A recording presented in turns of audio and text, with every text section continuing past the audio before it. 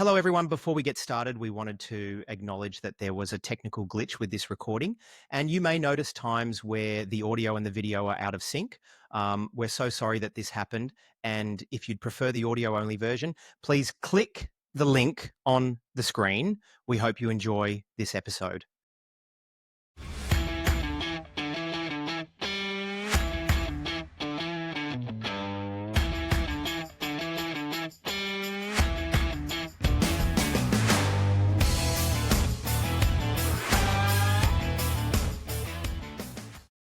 Hello, everyone, and welcome to I Was a Teenage Fundamentalist. Here we are, Brian and Troy, ready to change the world one church at a time. How are you, Brian? I'm looking at you on the screen over there, so whilst you're sitting right there for me, you may not be appearing that way when other people watch the video, but how are you, my friend? I'm good. I'm a bit concerned that we're trying to change the world one church at a time. I would rather burn them down, but that's okay. That's okay. Don't say that. Don't say that. Somewhere some church is going to burn down, and then they're going to show this video, and they're going to say that you did it, and I'll have an alibi. It was a big beautiful church. It was a big beautiful church. You're in full Trump mode. You've made a post on our socials in full Trump mode. Do you want to know something? I've been practicing. I think I've got the voice. I'm not sure, but I think I have. It's a big, beautiful voice. You've done well. Talking about voices, you sent something this week in our chat, which was AI impersonating you. That freaked me out a bit. It was pretty bloody good. It was good, but I did sound a little bit like I was from Bendigo or Ballarat, not quite from Melbourne. I thought there's a little bit too much A and I and that kind of stuff. It was trying a little bit hard with the Australian accent, but that aside, yes. If I sent that to you and didn't tell you it was AI, you would have thought it was me. I've got a couple of friends in cybersecurity, and one of them in particular said at the moment one of the things they're battling with AI with voice impersonations is that they're targeting companies, particularly CFOs and CEOs, and using the voice recognition to basically pinch your money. So watch out, people. Yeah. But yeah, big brave world. So, Brian, enough banter. I think that's our 17 and a half seconds of banter. Why don't you introduce our guest and let's get cracking, because this is going to be a good episode. It is going to be a great episode. I have been studying our guest on socials and having a look at some of the talks that she's done, and I think it's going to be a great chat. But we were chatting before we came on, and one thing that we do like to embrace is the future, and AI being part of that future is that what we do is we get AI to tell us a bit about our guest. So what I'm going to do today, I haven't tested this with our guest, but I'm going to say what AI said you were, or who you were, Cara, and then I'm going to say, how accurate is it? So Cara Flame is an Australian experiential and creative arts therapist, author, performer, and educator known for her work in supporting individuals recovering from religious trauma, cult experiences, and exploring alternative relationship styles.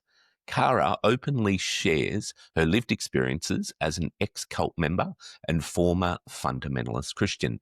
She identifies as an apostate and an anti-imperialist, using her personal journey to inform her therapeutic practice and advocacy work. Cara is also a performer and a clown. Hey, we share that in common.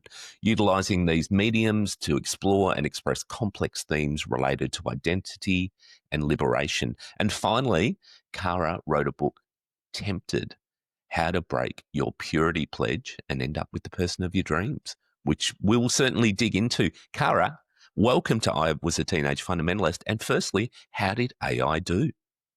That was scarily accurate, actually. It was, those things, I think that's all pretty much lifted from my website, but yeah. I was very excited listening to these things because I just hit so many of these different points myself, and I'm thinking, okay, welcome to the club. Not welcome to the club. It's a discovery that you're already, a board member, ex-cult member, former fundamentalist Christian, apostate, anti-imperialist. Well, I was, but then I got old and I drifted, center. But using your personal journey to inform therapeutic practice and advocacy work. This is exactly what Brian and I are living as well. So it's so great to meet you.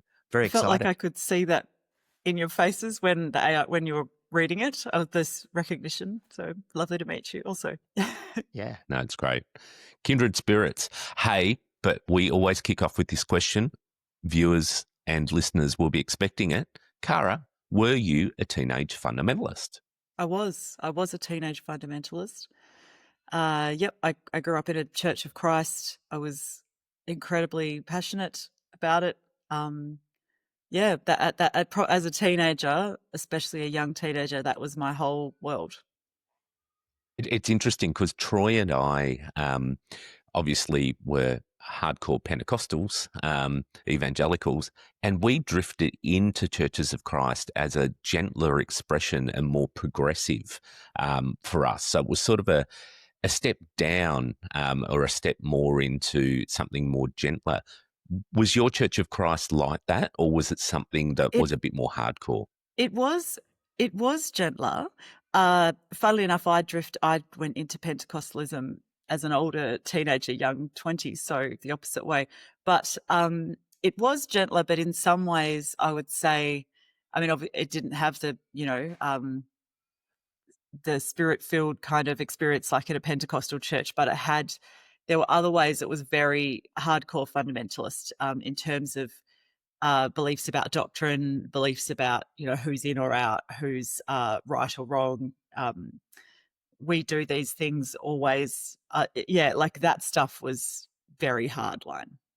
It's interesting. I remember when I went to a Churches of Christ when I moved states in Australia, because I wasn't new out of Pentecostalism, but the hangover from it was I remember when I was exploring churches, I would actually ring them before we went and I would ask for their doctrinal statements. And I would go through them to see how aligned they were with the core fundamentals of belief, but not necessarily. I was definitely not looking for the froth and bubble of Pentecostalism, but I was still trying to hang on to those core beliefs. So it was So interesting.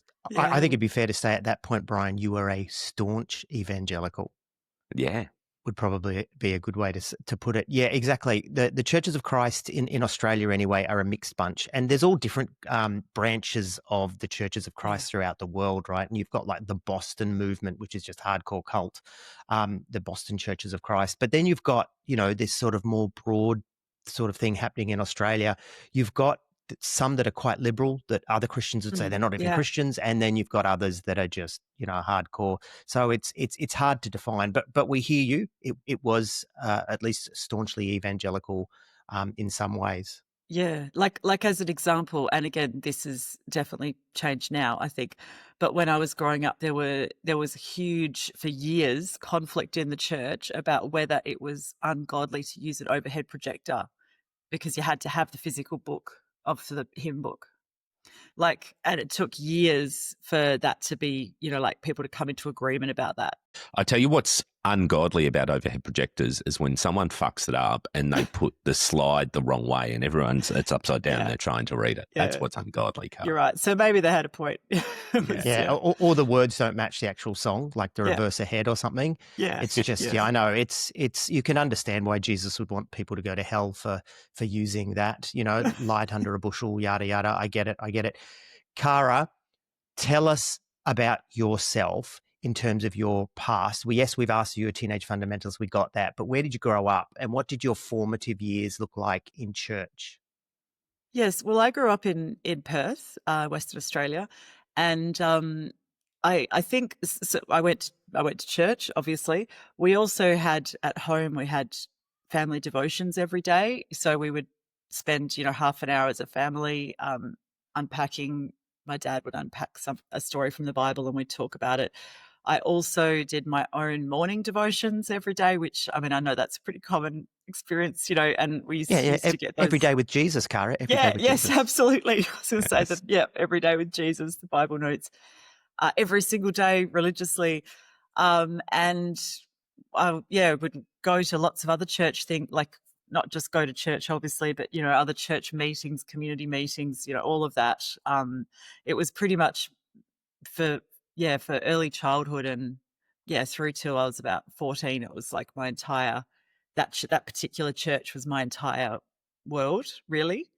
I remember, I think one of the other things that really makes me characterize it as fundamentalism was I the viewpoint that, you know, like we understand this truth and others don't, you know. So I went to just a government school, and sort of meeting people, and like I hate, this is one of, well, there's many things I hate, but one thing that I hate is this idea of like Christian supremacy, you know, like we're somehow better than everybody, and they don't get the truth, and you've got to be friends with them, but kind of so you can evangelize them, you know, so you're not actually, and you don't understand at how messed up that is, you know, wanting to be friends with someone purely so you can kind of be some kind of salesperson for an idea. And even though you're friends with them, that there's always some understanding that you can't be truly equal friends because they're not, you know, they're not like us.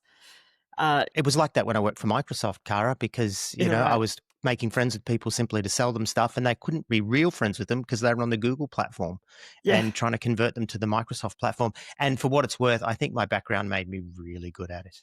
I imagine it would. That Mm. makes a lot of sense. Well, this is Yeah. why the Amway was so big in the church too, because people were accustomed to Yeah. just make friends with people for a particular purpose, and so Yes. people connected with it so well that multi-level marketing, it's really, really interesting. But it's also plays into that whole be in the world but not of it, you know. So dive Yes. in there, get to know people, and then bring them back into your world, and that's what our world was all about, wasn't it? Exactly. Be in the world and milk it, basically. Yeah. Milk it for whatever it is that you're trying to get out of it. So, Cara, you did, though, you've hinted at this, that you did float into Pentecostalism. Let's establish your Penti cred. Okay, so I love that. I think I love the way you worded that. Yeah, so I didn't get into Pentecostalism till I was in my early 20s. The Church of Christ I grew up in believed it was of the devil. Like when I started attending, I had people giving me pamphlets on, you know, why speaking in tongues was demonic and all of this sort of thing, and you know, trying to protect my soul. So I think I got into it maybe because growing up in the church I did, which was had this whole thing about, you know, overhead projectors are bad and you have to use the hymn book. There was something about it was all so staid and like stuck in some old tradition. And then when I was as a younger person looking at the Pentecostal church, you know, it was alive and it was about experiential. And, you know, like I think I was wanting to live a life that was more experiential, and but it had to be within the confines of Christianity, you know. So it seemed like that was the best option, was like Pentecostal church. It's about, you know, spontaneity and flow, you know, things appear flowing kind of thing, flowing in the spirit, you know. But that seemed like a more attractive option. And I really remember so strongly that even until I left Christianity many years later, there was always this feeling of like, I want something else. I always felt like this is not it. I want something else, but it has to be within the bounds of Christianity. Like it, you know, and so it was like, so I've actually been to all kinds of churches trying to go, you know, like this is not it, but it has to be within these bounds, until obviously I got to the point where I'm like, no, it doesn't have to be within the bounds at all. We could just fuck that off. But yeah, yeah. So Pentecostalism, early 20s, Pentecostal cred. Well, I was in a cult. Do you want me to establish my Pentecostal cred? So we used to have 5-hour church services. And I have also been to Pentecostal churches that weren't like this, by the way, that were more like mainstream Pentecostal, but this was the cult one.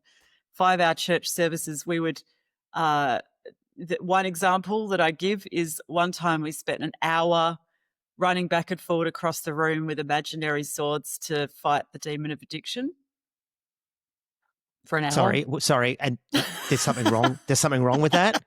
Did you gird your loins with truth as well? Did you have Oh, yeah, sure. well, Cara, are you comfortable to tell us the name of yeah, this group? totally. Yeah, please. Yeah. So it was called. Here we go. I just realized every time I've done this before, it's been, you know, like because I've spoken out about this a lot in the media, like the mainstream media, but every time I'm like, well, that they have lawyers. But anyway, I don't know. It's called the Esther Foundation.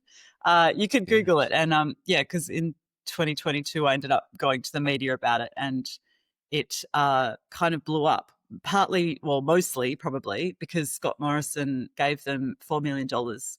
And for our international viewers and Yeah. listeners, Scott Morrison being the one-time Prime Minister of Australia, Yes. who himself identifies as a Pentecostal. Yeah. And he'd given this particular group $4 million. Actually, in the end, it turned out through Freedom of Information statements, not even through the proper channels. Like they hadn't even applied for the money. You know, he'd just done the pastoral, give it to you, and so yeah, and it was an election year, so the story blew up. And anyway, the Esther Foundation was what it was called. And you did a from memory under investigation Yes. special with Channel 7 around Yes. this, and you were one of the expert advisors around it. Yeah. So yeah, it was a panel situation. That was wonderful, actually. That felt it felt kind of amazing to be able to discuss it, to be able to discuss something like that in a panel with these people and that to be listened to. Interestingly enough, that experience, so when I did that, so it ended up being edited down to a 45, hour-long show with ads, so it's about 45 minutes of just people talking around a table. And the parts that made it into the show were not the more, controversial parts. And it was so interesting because I had people after that who were from this cult who up until then had been, either on the fence with their condemnation, or they were like, oh, yeah, what happened was bad, but I'm never going to be able to say that, because there's so much fear about speaking out, as you would know, of course. And or even people who were still going, no, I think what they did was right. After watching this discussion, people were contacting me going, for the first time in my life, I've seen that what happened was wrong. And what blew my mind about that was that all that it took was 5 people having a discussion, different viewpoints. And that was somehow profound and kind of heartbreaking, that I was like, that, because I guess what it showed me was that thing that, when you're in that kind of Christianity, you're not allowed to listen to outside viewpoints at all. And you never do, you just never listen to them because the devil might get you. And the fact that they just listened to 45 minutes of a conversation between 5 people, and that was enough to break it. And that just made me go, far out, how it just shows how much powerful the information control factor is. Absolutely. So this is already getting, super interesting. So tell us, who is the Esther Foundation, and tell us about your experience. What was wrong besides, running across, and it is funny, running across the room with imaginary swords, #blessed. What was wrong with the Esther Foundation?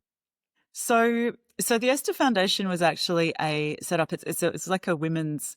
They used to call it a women's. What did they used to? It was different things they used to call it.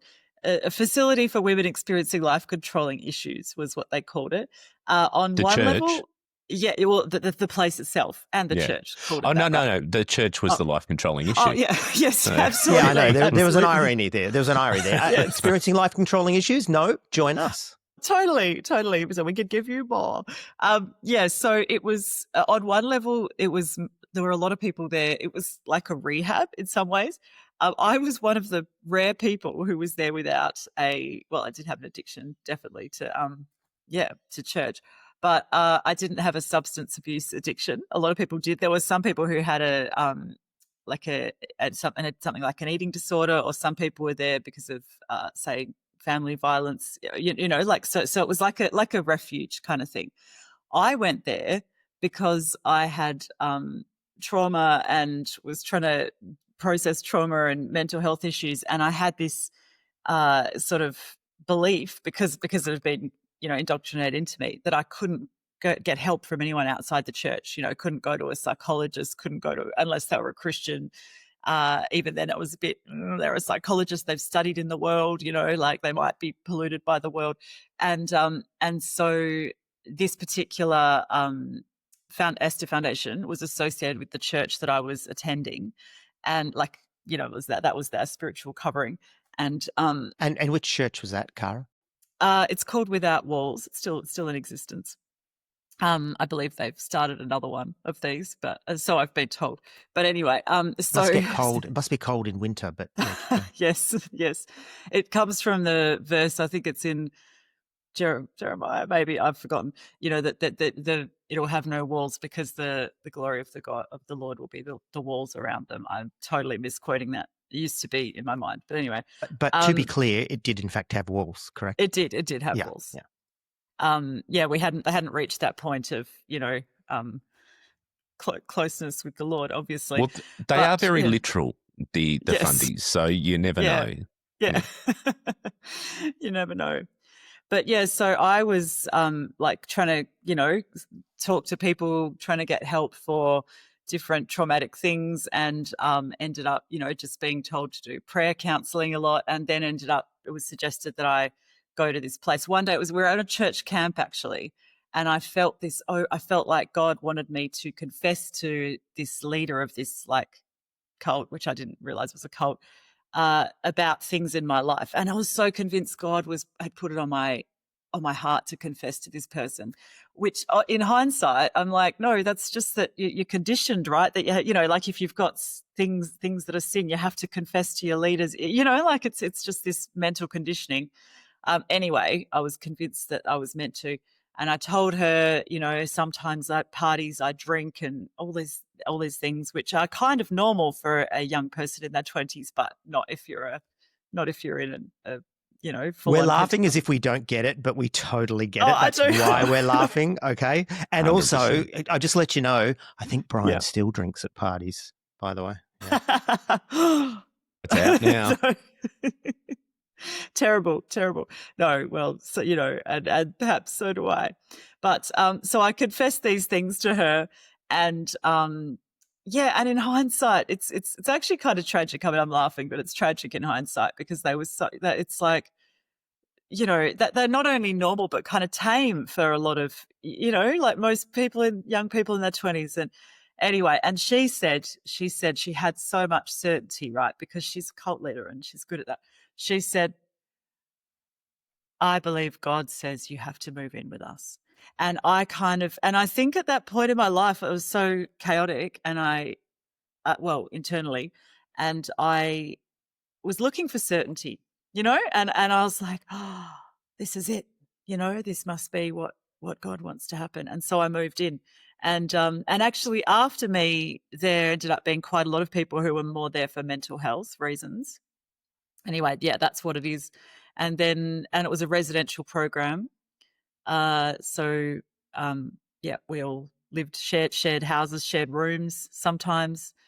And we attended church. At one point we were attending church 6 nights a week, like different churches, we'd go to different meetings. We had our own church, of course. That's where we had the running back and forward. Ours was the most full on. You have to have the home church to have a covering and everything. Yeah, for sure. Totally. Yeah. And we prided ourselves on, we're like the most hardcore, the most sold out for Jesus.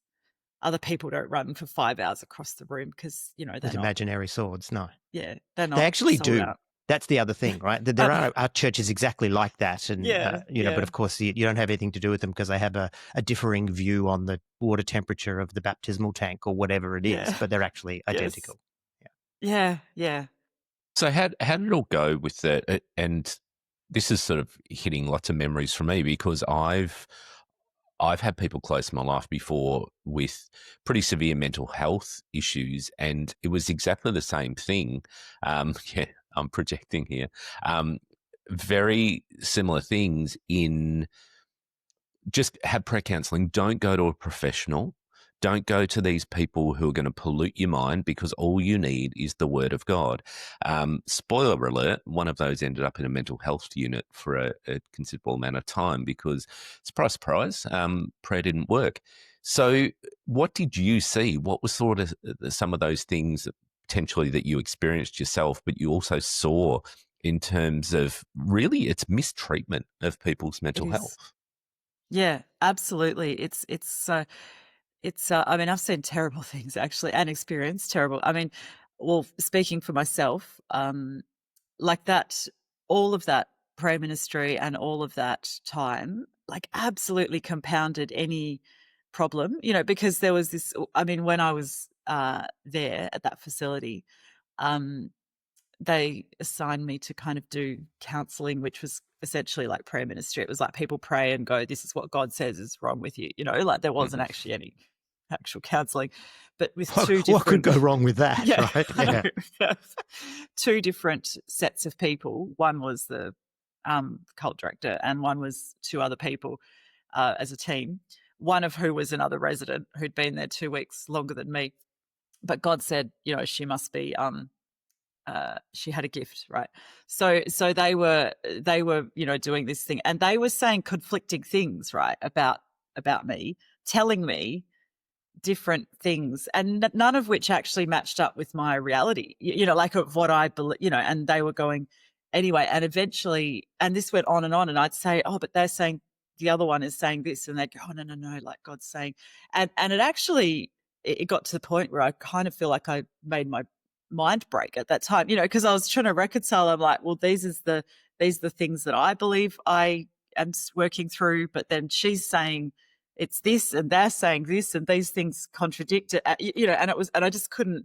And I kind of got to the point that I went, the only the only conclusion I can draw here, is just that I just have to let all this go and trust God, because I must just be like the worst sinner, like for this. And I remember getting to the point of going, the only thing I can do is just dedicate my life to serving God at this place, which is obviously I guess Yeah, that's of what course. they want, right? The problem is not the belief, the theology. The problem is not the leadership. The problem is not the organization. The problem is you. And that's the story for all of us in all these different churches, until you realize one day, oh, maybe the problem isn't me. Maybe it is all these other things. But of course, when you're in the midst of it, like you were at that time, you're not free to see that. It's a prison of the mind, and we totally understand. So how did you break free of that then? What was it that finally sort of broke you out of that? Like it was years of deconstructing. I mean, I'm sure it's the same for a lot of people, right? Like I look at there was a particular conversation I remember when I was 19 that I had with a friend, where they were expressing that as someone who I really respected, that we both really respected, questioned the inclusion of the books of Paul in the Bible. And this person just mentioned that and said, oh, they were wondering. And I remember at the time going, oh, there's just this like dread. It's like, how can you question that? And I had this fear for my friend hearing this information, and I had this fear for myself hearing this information. And it felt like that was sort of like 99% of me. But I think there was this 1% that went, this is one of the people we respect the most. And I don't know. And that sort of, and even though it was only 1%, I think that was where it started. And I was 19. And then over the years, I feel like there were markers where I can think of points where something was said or something happened. And it was the same thing of this, and it was, it felt like the majority of me was going, oh, you can't listen, this is terrible. But it was like gradually that percentage that was holding on to it became greater and greater, And so I left that cult when I was 29, and moved overseas, moved to China, got married and moved to China, and then lived there and did different things. I was still a Christian very much, but I left that particular group. And I kept trying to find other churches and other, I feel like there was always this thing in me that was going, this is not it, but I have to find what it is within the confines of Christianity, so to try to attend different places. Like I attended a church in China, a home church, which I actually loved because they let different people lead each week, and everyone was from different denominations, and people would, and they actually allowed these different points of view, which, I mean, at the time seemed amazing. But over the years, I think it was just bit at a time, things kind of chipped away and different beliefs chipped away. And then eventually, I remember at one point a belief in hell being chipped away, which is obviously a massive one, but that didn't happen till I was in my 30s. It was, and it was really weird because I always, I had a career before the cult, I had a career in the arts. I left it because that was evil, obviously. And but then I'd always worked in arenas with a lot of people who weren't Christian, and always kind of in a way lived this life where a bit of a double life, you know. I mean, I wouldn't lie about being a Christian, but it's like I would work in the world, Yeah, and you had two worlds, if not two yeah, lives. Yeah, yeah, and sure. then and they didn't, um, and yeah, I mean, I would never lie about being a Christian, but yeah, just two different worlds. And despite that, there were things that I didn't break until I was in my late 30s, like a belief in hell, or you know, like, or I remember that breaking when someone was talking about Rob Bell's book Love Wins, and I haven't even actually read the full book, to be honest, but I just remember hearing that it talked about where he said something about like, do you honestly think like if there's a loving God, um, that they like could you sentence even one person, even the worst person in the world, to eternal torture? Like, you know, like, and even if you could think of one, would you send millions and millions of people? And all of a sudden I just remember my brain going, what? You know how you have these moments where all of a sudden you just go, it's like the cognitive dissonance shifts and you go, how is it that we say this being is love and yet we believe that you could send millions and millions of people to eternal torture? Like, yeah, and something just snaps and then it doesn't go back. At least that's how I experienced it. And once Yeah, that cognitive dissonance breaks, it's like, it's done. Love Wins was definitely for me the end point of me even Yeah. entertaining the idea of hell. I'd let go of that was actually one of the first things for me in my deconstruction. I was like, how can a loving Yeah. God? I couldn't reconcile the two. And that was not long after I left Pentecostalism.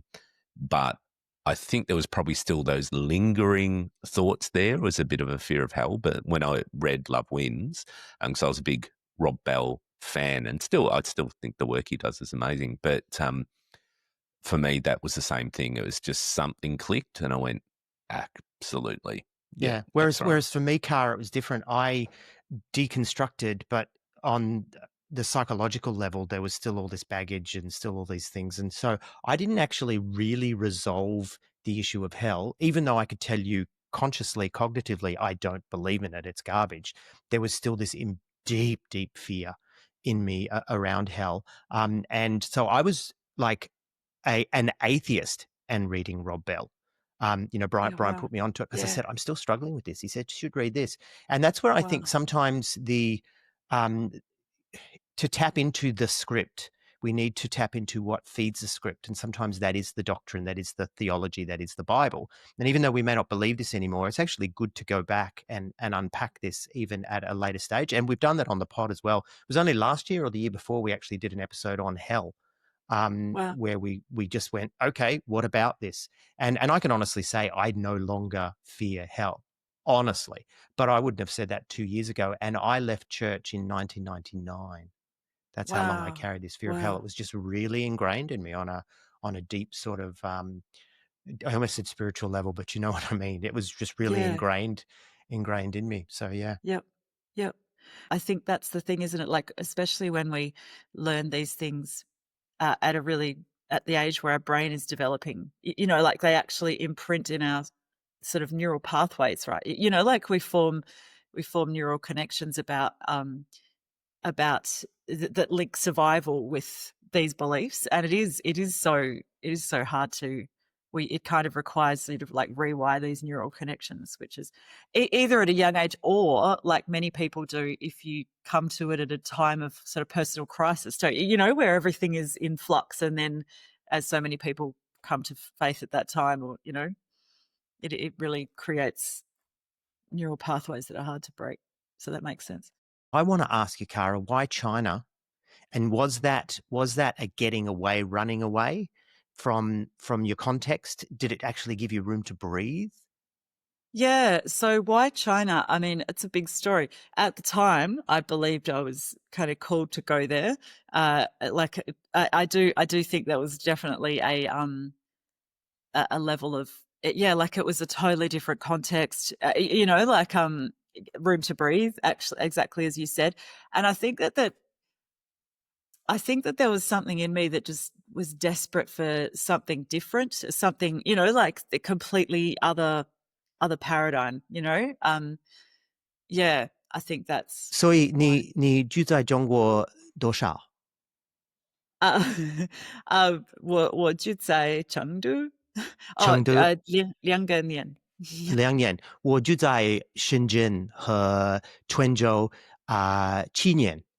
我老婆是啊北京人，啊，所以我也去中国 to get my fucking head in yeah. a good place. It's really interesting the number of people I've met who have gone to China and it's reinvented them, but it makes sense. Hey, I do want to shift a gear, but it's also around the same, and I think we've already started leading into this. Is that very much your personal story is something that it's woven throughout the work that you do, and particularly around being a therapist, a writer. You've spoken about a lot of these things. How do you think your journey or your experiences of fundamentalist Christianity influenced your decision to become a therapist and writer? Good question. I mean, writer absolutely influenced it. Um, well, I mean, I guess I always, like I said, I worked in the arts and I studied writing a long time before I left Christianity. Interestingly, I think when I first started, like I studied theatre and creative writing in my first degree, but I think that back then I did it probably, if I'm honest, but just because I wanted to and I loved it. But at the time I justified it. And I don't know if either of you relate to this, or I know lots of people in the arts I've spoken to who have this experience when you're a Christian and you want to be an actor or you want to be a writer or something, but that sounds like a selfish thing. So you kind of have to justify it by saying because of evangelism, So like you kind of like, oh, I want to be an actor so I can share the gospel with people. Like, Yeah, famous for Jesus is yeah, another one. yeah, famous 100%. for Yeah. Jesus, exactly. And so at the time I was sort of like, oh, I want to do this because I want to reach people for Jesus, and and it was all about that. But interestingly, it's like after deconstructing, I think that it's the opposite. Like I actually feel passionate about writing about that process, just because I feel like so much of my life, and so many people's lives, I'm like I feel like I look back and I'm like, man, the choices I made and the things I did and I just so kind of poisoned by this toxic mindsets that come from evangelical Christian theology and Pentecostal theology. And I want to talk about that because I don't want anyone else to have to stay in that if they don't have to, and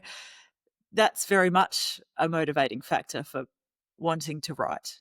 And it took me years, it took me years and years of unpicking all of that. And so if I can write and do something to try and shortcut that for anyone, even people who had accounts on Instagram about deconstruction who would post, like even things where they would break down some kind of scripture and I can remember seeing those and still at the time, not anymore, but at the time there would be this kind of, thing, but there would also be this part of me that would be like, no, this is right. That something in me was like, they're right. And all of those was so key as part of the process for me. So I guess, yeah, very much now I have a motivation to want to just be part of that, I guess, part of that conversation, be part of another voice that somebody else can, you know, can maybe have that experience with. I'm listening to you speak, and there's so much of your story which lines up almost identically with mine. Even the fact that we could Yeah. talk about China, and I used to feel called to be Yeah. a missionary to China, and then of Yeah. course after I deconstructed, I just felt called to go to China and just hang out, eat good food, and hang out with Yeah. good people. Yeah. Um, so I know that there's going to be a lot of people listening to this that are going to be connecting with you on these points as well. So thank you so much for telling your story, writing your book, doing what you're doing. Thank you so much for Thank you. coming on the podcast. How has your experiences of church impacted your idea? And I know these are big talking points for you of sexuality, shame, and the body.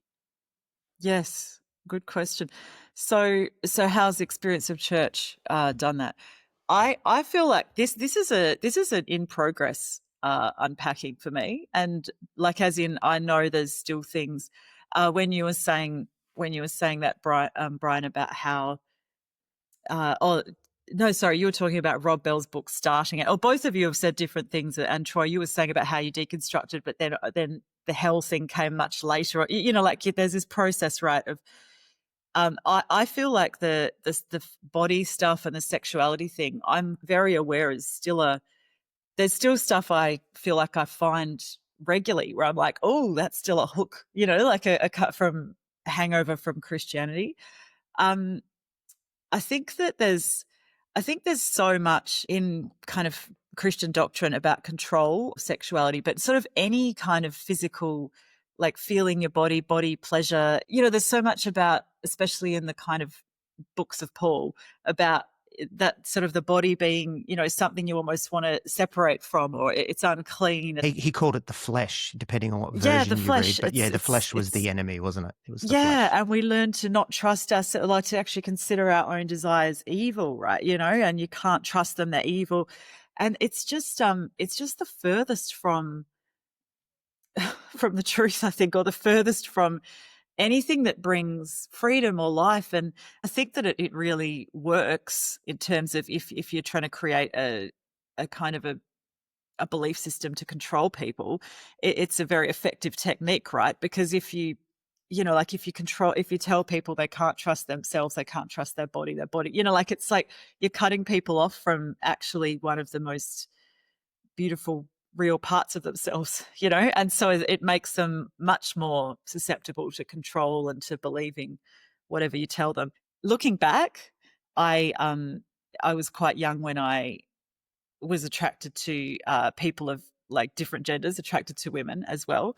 But I always justified it or called it something else in my mind. And in fact, this is a really interesting cognitive dissonance thing that I've realized only a year ago, actually. You know how we develop there's these things in your brain where you have this cognitive dissonance around something, like, you know, like the belief God is love, but he could send people, he'll torture people forever. But this was one of these things for me where I'd always had this narrative where I said, oh, when I was at uni studying theatre, I used to kiss girls at parties, but actually it was we were just doing it to impress the boys. That's what I always said, right? And obviously, even if you're a Christian, you're not meant to kiss girls at all, right? But you know, but in my head, I was like, that's what we were doing. We were kissing girls to impress the boys. And I told people that I believed that. And that was the line, right? I was like, yes, it was wrong, but I know we were doing it As a boy at uni, I don't think you were fooling the boys. By the way, they probably were quite aware that you were there for different reasons, and they're probably a bit ticked off, right? Let's just be upfront. Well, this is the thing, right? The cognitive dissonance thing. So a year ago, I was talking to another friend who hadn't grown up in church in the same way, but had contact with Christianity. And I said to him, oh, yeah, well, you know, when I was 18, I used to kiss girls at parties, but I only did it to impress the boys. And then when I said that, all of a sudden I went, wait a second. I actually don't remember there being any boys there. And when I thought about it. But you tell them later, right? You tell them later. That's right. And I was like, and I didn't have a crush on any of the boys at uni. And it was like this whole thing where I went all my life, even last year, as a person who had lived like a queer lifestyle for a few years, I was still telling myself that. It's so the hold these things have on us is so invasive. So there you go. So it's been years that I told myself different stories about it. And I think that's what people do. Like I've heard people tell me things like, oh, you know, I can't hang out with this person anymore because they're queer, right? But the homosexual spirit is so strong. And when I hang out with them, I can feel it affects me. And it's like, yeah, you know, maybe you want to think about that. I get like that when I watch Elvis Presley videos. The homosexual spirit, it's deep. No, I mean, he's an attractive man. I have to say out loud, he's an attractive man. Yeah. I love that. Yes, he is. But it's yeah, so anyway, so that journey for me has been a one of unpacking, and it took years of kind of, then I had years where I'd say, oh, you know, I used to be bisexual, but I'm not anymore. And then I had years of going, oh, like just, you know, telling myself these things, right? You know, which just doesn't, and that one broke when I remember one day going, because at the time I had like the majority of my friends weren't Christian. And I remember saying to myself, what would you say if someone else said to you, like, would I'd go, of course I wouldn't tell them they weren't really, queer. And I was like, well, So do you think at the time, like not just, saying this later on, but also saying it at the time, do you think people weren't fooled? Do you think people are going, uh-oh? Or do you think they were like, oh, yes, that's the devil because it happens to me too? What do you think was going I on? think that I think some people, well, because I used to believe believe it. Like, I I know think we did people on one believe, level, but I'm oh, just, yeah. asking on another level, like, did we Yeah. really believe that? Or did we all sort of think, oh, I know what she wrestles with? Yeah. I'm going to pray for her. And, we'd talk to each other and say, I'm just telling you to pray. Yeah, exactly. I know that's the biggest kind of gossip thing, isn't it? You're like, yeah, we just have to pray for this person. No, you're right. I think on one level, people know, like, well, I can speak for myself, I guess. Yeah, there was a level where I always knew, but then I would just separate from that. And I guess you get so used to living in cognitive dissonance, right? Where you're like, I know this, but I'm going to just live on this level where I don't know this. So it's been a ongoing unpacking sexuality for me. And in my book I write about this is that I'm not just even talking about queerness or if people are attracted to the same gender or whatever gender or anything, but even just the suppression of sexuality in terms of what's allowed, right? Or, even if you want to be monogamous with a heterosexual partner, there's so much control of like what's permissible, like what's not okay. So, like it's not, like I know so many people who, I've spoken to people where they've been married 10, 15 years and they haven't ever told their partner something they might want to do because they're worried that they might think it's Look, that can happen outside of church as well. Let's be real. That's not yeah, necessarily just a church thing. I can it's remember, true. and I think, Brian, you Yeah. might have been a part of this conversation where we went to our street team leader because we were part of the street team. We'd go out and harass people in the streets. I know where and you're going. We said to him, and we said to him, his name was Joffa. He's a great guy, still is, right? He's just one of the real, Aussie authentic battlers in the church. And went to him and said, Joffa, what aren't you allowed to do with your wife? And he looked at me, and it's so funny because we're all skirting the issues. Why don't we just say, Yeah. are you allowed to go down on your wife? Is she allowed to go down on you? We didn't even say Yeah. that. And like, we weren't married yet, Yeah. right? So, Yeah. what aren't you allowed to do? And he says, I know what you mean, he said to us, right? Because even he wasn't going to say it. And he said, there's a Yeah. verse, I think this is what he said, where it says, keep the marriage bed pure or something like that. Yeah. And he gave a non-answer. And he said, so as long as you're doing that, then that.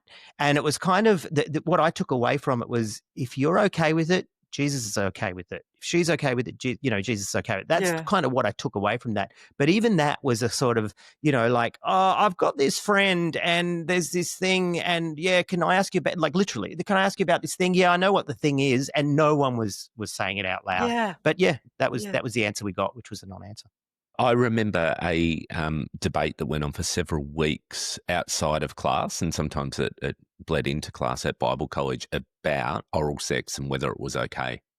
And we named it. Yeah, that's what I was talking about, by the way. Was that clear? Yeah. No, it was cool. very clear. But I was saying, in that conversation with Joffa, it wasn't named, but it was something that was named. And it was incredible because I'm a big fan. And I think it was amazing how many people were like, oh, no, that's – and I was saying at the time, but why? And where does it say you can't? And it was really interesting. It was just like, it was very much going back to, it's only missionary position. That's the only thing that's allowed. Where the fuck does that come from? Yeah, but what if you're on furlough back from the mission field, right? What position do you use then? Furlough.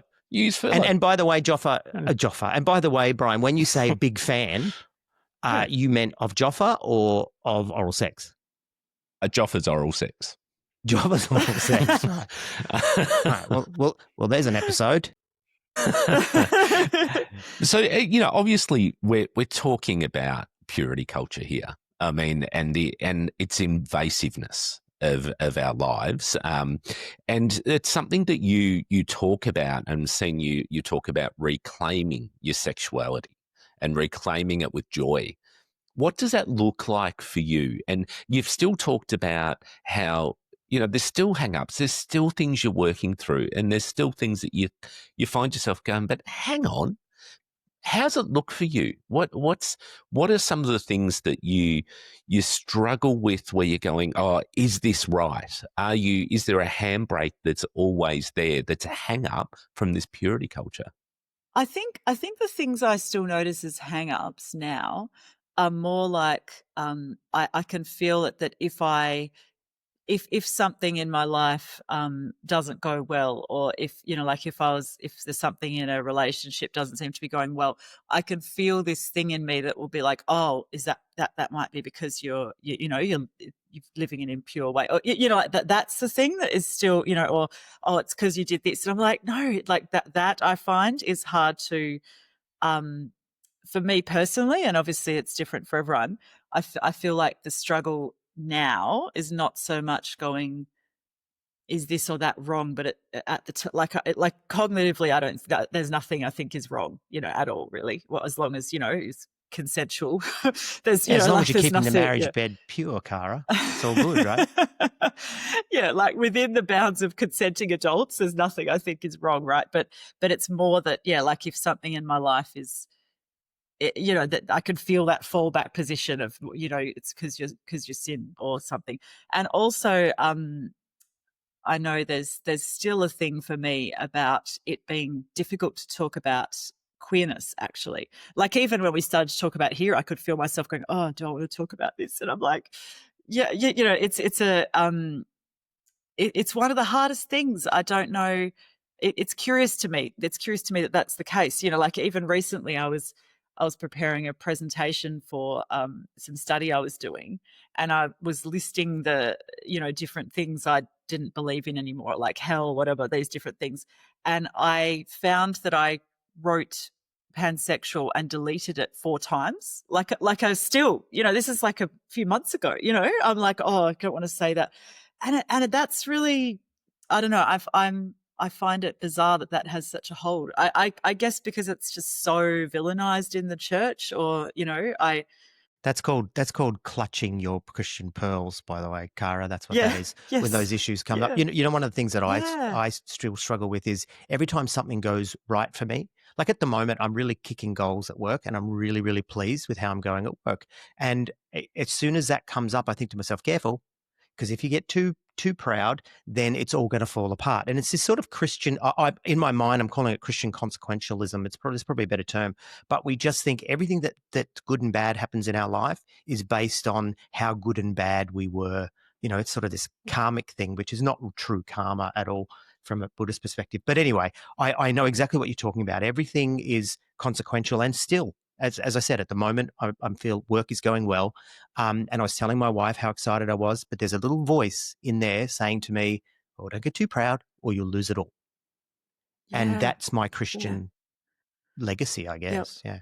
yeah. And these things hold us back so much, right? That one is what, because then it what would life be like if we didn't have these? And I guess that's absolutely the motivation for me wanting to write or books about this, or is just going, what would life be like if we could lose some of this baggage this kind of psychic baggage that I mean, I use psychic in the terms of like Yeah. our Yeah. psychological, not From the mind. um, Yeah. So yeah yeah Cara, let's get positive and talk about mm, shame. Where does great. shame play into all this? Because we've talked about sexuality, and we've definitely hinted at this, or more than hinted at this, but living with the shame, or how have you pushed away the shame? How have you dealt with the shame, resolved the shame? Or is this like what we're talking about now, that it's an ongoing battle? I think it's an ongoing battle. I I think for me, and again, I can't speak for anyone else, but because of having a long time practice of living with cognitive dissonance, it's easy to have a level where there's a part of me that is not really bothered about shame, or or is just like, yeah, I'm just going to do what I want. Like there's a level where I don't think I go through my days going, I'm not going to do this because I'm ashamed. Like I do whatever. I think I pretty much live the way I would want, I think. So maybe to think, unpack that a bit more. But there's definitely on an underneath level, I know that there's still like shame that I battle with about different things. I feel like I have deconstructed everything I can think of intellectually. You know, like there's no kind of point of theology or Christian point that I don't think I've deconstructed intellectually.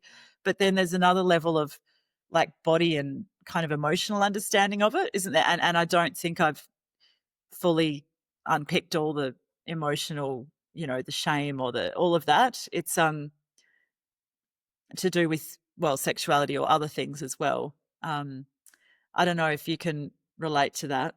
Yeah, look, I think it's interesting in the conversations that we have both on the pod, but also outside the pod with people who have our similar shared histories. And I think women have it doubly so around the shame and the purity culture stuff, all those overlays, because there was so much oppression for women within churches. I mean, look, there was oppression for everybody, but women not only had to submit to God, they had to submit to the men. And, you know, there was so many other things that they had to deny. So there was a lot of denial of pleasure, you know, that purity culture, definitely denial of so many things of the flesh, so to speak. But also, Brian, there's a denial of their potential in the workplace. Yeah, You know, and as Cara's saying, you know, in the arts. I mean, it's a spectrum, and I don't want to say that women had it all bad and we didn't. It's a spectrum, but they were definitely in the deeper end. But that definitely. denial of who they are as people and that repression of their potential, I think, was far worse for women. It happened for all of us, but far worse for women. Yeah, I agree. So, Thank you for you know, saying that. what are the things that you from that you experience and when you're unpacking it? Because I'm sure that there's a lot of listeners, and particularly our female listeners, who are identifying with what you're saying and going, yeah, this is stuff I struggle with, you know, 5, 10, 20 years on. And we know that there's people that are coming out of Christianity right now. There are people who've been out 30 years and still struggling with the stuff that you're talking about.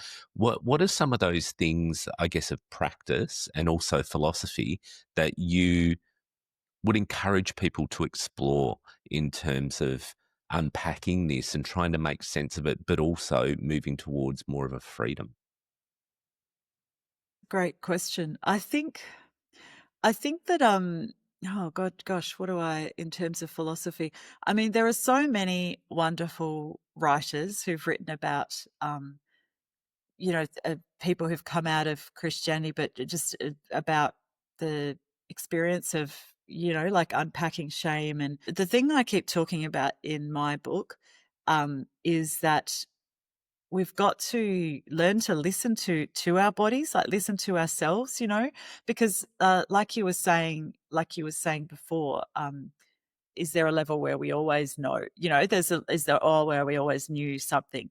And I think it's about like learning to listen to that and going, you know, what is it um that inner me, you know, is wanting, or is, if you've ever thought, oh, maybe I want to explore my sexuality or this or that. I mean, if you feel free to do that, then awesome, go ahead. But that can be a really big step, you know. So it doesn't necessarily mean you have to start by going, oh, great, I'm going to go and, I don't know, start a new relationship, or I'm going to get into kink, or I don't know. I mean, if you feel free to do that, then by all means. But if that feels too big a step, it can even be a thing as much as like, what do I feel like doing? Do I feel like just going for a walk barefoot by the river and enjoying it, and not considering that I should be, I don't know, like going to church, or, you know, something like that, you know, like even something small, you know, like, or is it just listening to go, I don't know, going, do I feel like I want to go to a yoga class and not feel bad about it? Or, I mean, I use that as an example just because, you know, that's something we always get told Yeah, is yeah, bad. But because yoga, what yoga is of the devil. We yeah, of understand. course. But whatever it is, you know, like it can start small, and then, and I think the more we just listen to our bodies and listen to that part of ourselves, then eventually we get more and more free. Yeah, because I think I mean, look, I don't do individual practice anymore as a therapist, but you know, that being the background, I mean, the best therapist will recognise that people genuinely know the answers to their own issues that they're coming to you with. you've got to lead them there and for them to self-discover. And sometimes they're looking for permission, but it's not permission from others. It's permission from from yourself. That is generally what I've found with people that I that's agree what with you, they're Brian, looking but I for. think there's also sometimes it's these internal scripts which have been built by others. Do you know what I mean? Absolutely. So ultimately, you're right, and I agree with you. I'm not a therapist, but there is a freeing of themselves because it's all happening internally. But sometimes there's these external projections onto us that we need to actually unpack to then be able to even explore, which is what I hear Cara saying. So I think there's a nuance there, and not implying that you don't agree with me as well. I don't agree with you. Yeah, right. Fair enough. I didn't know where I was going with that in the end. It was like, oh yeah, but just in case, because please like me, you know.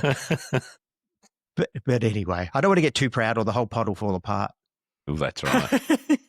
It'll be your Jesus will fault. take it away.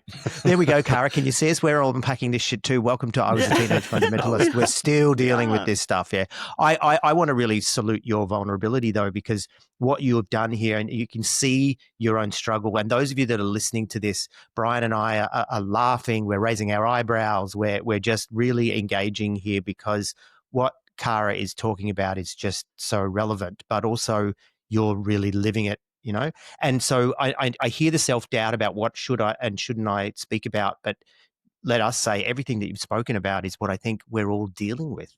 And so, yeah, keep going. Well, thank you. Thank you for saying that. No, It's literally keep lifelong, going. Cara. It's Yeah, it is. It is lifelong. It is lifelong. Yeah. But It what's is. next for you, though? What are you going to be doing? I mean, you've written it. We're going to talk about the book and put it in the show notes because, invite people to read that and encourage it. But what's next in terms of you cover so many things, but where are you taking Cara Flame next? Thank you for asking. It's a really good question. I always want to do too many things, so it's a very pertinent question for me to try and narrow it down. I mean, I want to keep I feel like that book for me was a starter. There's a lot more things I want to write about, and it's in that book I kind of unpack, I guess, some basic points of why or how I deconstructed, and hopefully they might be helpful for other people, and also talk about sexuality. But there's a lot more specific things I'd like to talk about, or more nuance I'd like to talk about. So I'd like to write more. I mean, I'd love to eventually get back into performing as well. I mean, I have been doing it on and off through the years. Like it's not a complete, returning after many What years. kind of performance, Cara? What do you do? Well, stage performance, but partly because I just think there's ways you can communicate things differently, and like in a way that lands differently, and just because I love it, actually, because I really enjoy it. I mean, isn't that interesting there? Like I think that sometimes there's a leftover thing after Christianity of, even though I no longer say I want to be a performer because of saving people for Jesus, there's still some need to kind of have a external purpose, but also just because I enjoy it. There you go.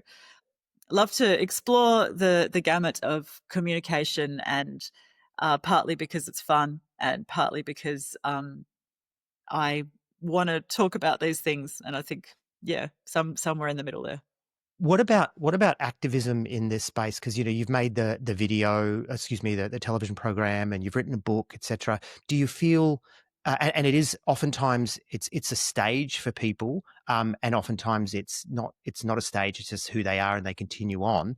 For example, us with the podcast having left, decades ago. Is there value, or is there a desire for you to continue to sort of sound the alarm, to be an activist in the sort of deconstruction space? Like, not so much about that specific place anymore because, well, it's gone. It closed down. There was as a result of that whole, what came out in the media. But I definitely, I think for me, my passion is around, uh, because I know some of my sort of colleagues, I was about to say, but fellow people who are in that particular cult care specifically about, the recovery space, or about institutional, churches that are running sort of therapeutic institutions, like that's their particular care, which I think is amazing. Mine is not so much that particular, but I care a lot and I'm passionate about, I guess, the deconstruction of fundamentalist views. You know, I think it's one of the most destructive things in the world, to be honest. You know, like anyone who has fundamentalist views about and is unable to change, how can you grow, and how can you collaborate with other people to find some better way forward for the world? You know, like if you're coming from a place of where you're the only one who's right. And how do you see yourself doing that then? Like I said before, you've written a book, you've made those that television show, you're on a wonderful podcast right now. What other things do you think you might do around this sort of activism? I'd love to speak as much as I can, you know, either on stage or on podcasts, or I trained as a filmmaker and worked as a film lecturer for the last so I can, you know, like maybe getting back into actually making more video content. Yeah, I'd love to use any of these kind of means to communicate about it, write more so books. basically And you're I saying you want to be do, famous for the devil now. yeah, that's right, Basically exactly. is what you're saying. Yeah. Hashtag bless. I feel like that's got to be when you said that, I was like, that's a catchphrase I want to put on a T-shirt or something. Yeah, I think you should. Famous for the devil. We can make one for you. It'd be good. Oh, Troy, yeah, we I can. love designing T-shirts. Yeah, I do. I went through. It's the ADHD. I get caught up in little projects and everything. So for a while, it was about making T-shirts for our for the pod, which we sell, which we make no money on. It's just fun, like taking some of the chick publications. Do you remember those tracts? They're really evil, and turning those into T-shirts. And we have got another one that says Church Camp, indoctrinating since AD 35, and all this kind of stuff. Amazing. You know, it's a lot of fun. But just to do be you clear, sell these on your? yeah, they're on our T-shirts. Redbubble. Yeah, they're on our Redbubble. I haven't looked. All right, I'm going to look page. Yeah, because it's they just for sound fun. great. Yeah, just for fun. Yeah. Like I said, Just we for don't fun. make any money out of it. But if anyone wants to buy them, redbubble.com. I was a teenage fundamentalist. Go ahead. It's not true, I'm gonna buy Troy. them. I think we make $1.19 out of each T-shirt sold or something. We do, So yeah, which is sold for fairly like lucrative. $35 each or something. It's like the biggest scam out there, and we're just like, yeah, like us, take our money. Which is why the Redbubble share price has gone nuts, because they're making a fortune. Hey, Yeah. sorry, I didn't give you that red hot tip. No, you didn't. I wish you had. Yeah. I love what you're doing, Cara, and what you've done, and I'm excited for what you're going to do going forward. I for one, I love the performative arts, and I also love alternative ways of communicating things. I mean, really simple things for me sometimes. Like I listen to a song, and that song resonates more with me than reading 10 books. It's just different ways of bringing the same message across. And I think it would be amazing for you to really branch out and do those things that you're talking about. Do those things that you're talking about in creating different content, your filmmaking. Use that. Use it because you love doing it. Not just amazing. Because you should be doing yeah. it to communicate a message. Do what you With love. an Australian and voice too. With an Australian voice. Awesome. Absolutely. There's not many Australian voices in this space, hence why, we do what we do and love what we're doing as well. But we just encourage you to, hey, use your gifts, Cara. No, in all seriousness, use those things before they get taken away. Before they get taken away. Too late. They've been taken away. Too late. I just want to give you a shout out and a thank you for coming on today. A thank you also for your vulnerability. And I think Troy alluded to this before. It's really tough sometimes to tell your story. It doesn't matter how true it is, because you're sitting in the back of your mind going, who's going to judge me? Not that we're saying it's not true, right? Not that we're saying it's not true. But, you in the back of your mind, it doesn't matter how much there's such a truth there. You think you're going to be judged for it. I know that sometimes with me, even telling people that we did this podcast for a long time, I was worried about being judged because it was of what I was at one time, not even what I am now. So I know that can be tough, but just want to encourage you to do that. So you're the words of encouragement that I'm giving you, Cara. Yeah, we're giving you permission as men. We're telling you, you can. Yes, that's you right. can. Oh my gosh, that's amazing. Thank you. But thank you, truly, though. Thank you for what you said. No, that means a lot. Hey, guys, before we finally do wrap, I've just got a pop quiz that I want to throw at you both. And it's been sitting here in my little ADHD brain. We talked about Every Day with Jesus. Can you remember who was the author of Every Day with Jesus? Selwyn Lewis or something, wasn't it? Close. Selwyn something. It was Selwyn Hughes. Hughes. I knew it was Selwyn. Hughes. Yeah. Yeah. Published Every Day with Jesus. Wow. Every Day with Jesus with Selwyn Hughes. Can I just quickly tell you a story? So people at work ask me, "Hey, Troy, how you going?" And I look at them, and no joke, they're never been religious them, and I say to them, "Oh, Every Day with Jesus." And then they just look at me, and then I have to explain to them, I used to be a fundamentalist. I'm not anymore. There was a book series called, and then I tell them all about, I overshare, and this is ADHD, and all about, it was a daily devotional, etc. But that's my line. And I encourage you guys to use this now with people that have never been religious. No, thanks. How are you today? Well, I'm okay. Every day with Jesus, and see what happens. That's another T-shirt slogan. Yeah. There, Every Day with Jesus. No, that's yours alone, Troy. I will definitely. The person who's always been afraid of sharing that sort of religious background, I won't be going there. Yeah, fair enough. So thank you, Cara. It's been amazing, and we 100% we will promote your book both in our Facebook group, but also down on the show notes here if people want to have a look. Cara, do you want to tell us the name of the book again and where people might be able to find it besides Amazon? Yes, they're very kind of you, by the way. And thank you. Before I do, thank you both for your kind words. It has been a joy to talk to you and to people with like-minded. Thank you. So the book is called Tempted: How to Break Your Purity Pledge and End Up with the Person of Your Dreams. There's a twist to that, by the way, who the person of your dreams is. It's actually not on Amazon currently. It's you can get it through my website, caraflame.com, and I'm going to get the audiobook up very soon, and then it will be on Amazon. Okay, and I'll make sure all those links are there, so people just scroll down, whether you're on YouTube or whether you're on an audio podcast, scroll down to the show notes, and those links will be there. Thank you.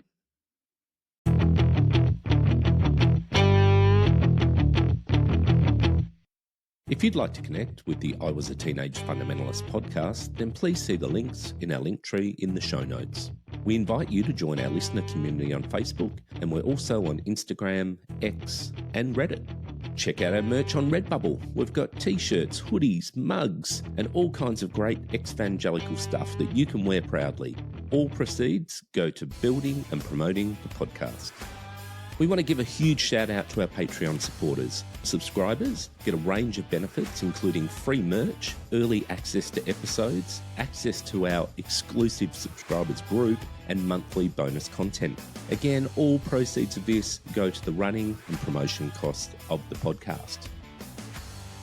A special thanks to Ava, who manages our social strategy, and also to Kerry and Bree, who manage our Facebook listener group, and also to Bree, who puts out our monthly newsletter on Substack. All of our episodes are transcribed by Leanne to increase accessibility. The show is produced and hosted by Brian McDowell and Troy Waller. The sound engineering for this episode was done by Jonathan O'Brien. I Was a Teenage Fundamentalist is available wherever you find your podcasts. Again, you can find all our links in our link tree in the show notes. Or why don't you pop across to our website at www.iwasateenagefundamentalist.com.